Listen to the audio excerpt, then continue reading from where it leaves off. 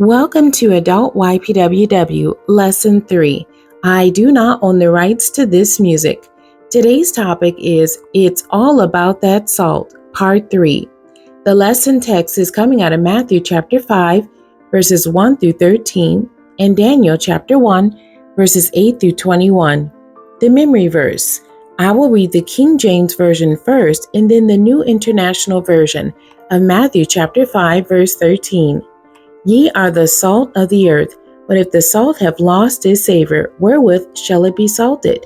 It is thenceforth good for nothing, but to be cast out, and to be trodden under foot of men. The New International Version. You are the salt of the earth, but if the salt loses its saltiness, how can it be made salty again? It is no longer good for anything, except to be thrown out and trampled underfoot.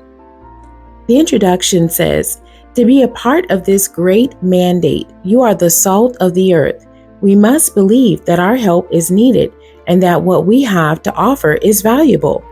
As we learned in last week's lesson, all hands are needed on deck.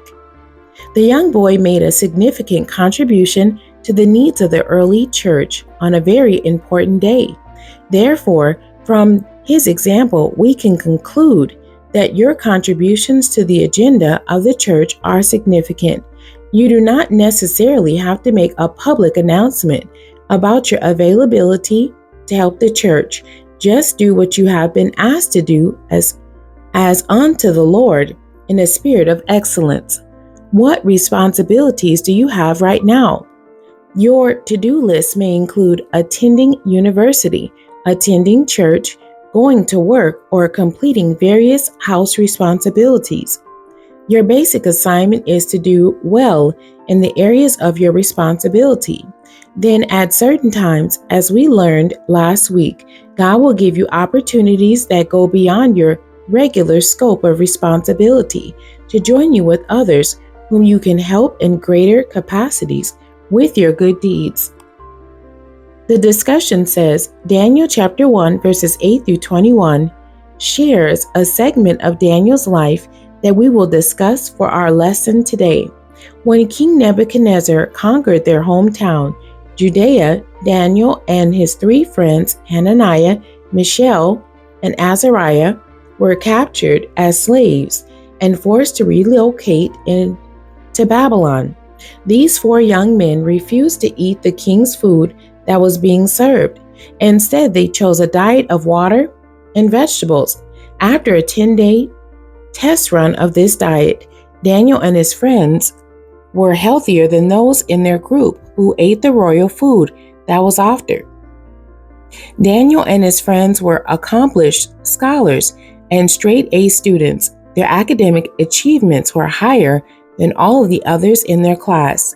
In every matter of wisdom and understanding that the king questioned them, he found Daniel and his three friends to be 10 times better than all the magicians and enchanters in his whole kingdom. God had a significant plan for Daniel's life that exceeded his natural abilities. God anointed Daniel to be a witness to kings and rulers. He initiated governmental policies and influenced the governing structure of the entire kingdom of Babylon with godly principles. God allowed Daniel's life to be a type of seasoning for the entire Babylonian nation. We could say that Daniel had a potent salt lifestyle all the days of his life. He never lost his passionate pursuit for the things of God. The life of Daniel is a wonderful example for us today. We must fight against conforming to the status quo. Like Daniel, you can rise to the highest heights of academic achievement. Mediocrity is not our portion. When we do our part as trailblazers of new things and good things to help others, we are being the salt of the earth. The church is the salt of the earth, impacting every nation and society of our world. The governments and principalities of every nation of this world have been influenced by the church. America rests on a Christian foundation. We can deduce that the framers of our USA Constitution were not afraid to show their Christian disposition that justified their rights to worship. God in the manner of their choice. Like our Christian forefathers, our savory salt helps us to accomplish our goals and live a life that represents Jesus Christ in the most excellent way that we can. Our passion and desire to do our best cannot be subtle and passive. There are times when we must aggressively pursue our goals. Will you wake up every morning and chase your dreams at maximum speed? No. There will be some mornings for various reasons that you will not hit the ground and run fast. This should be the exception in your life, not the rule. Most mornings of your week, you should strive with all of your might and pray to be empowered to complete what is on your to-do list for that day. The conclusion says, Jesus Christ has mandated that we live meaningful lives that are effective. We are the salt of the earth. We are to be examples to effective, successful living in this 21st century. We should be bold in determining the best diet, extracurricular activities, and social media presence for our lives. Daniel is our star example of this principle.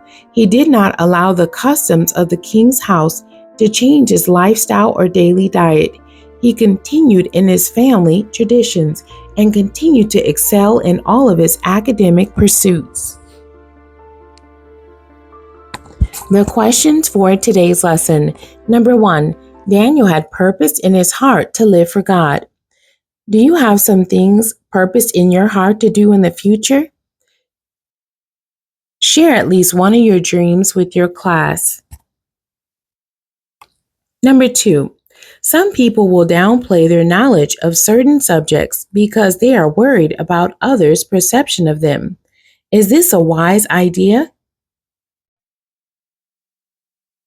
The end. God bless you and thank you for joining me today.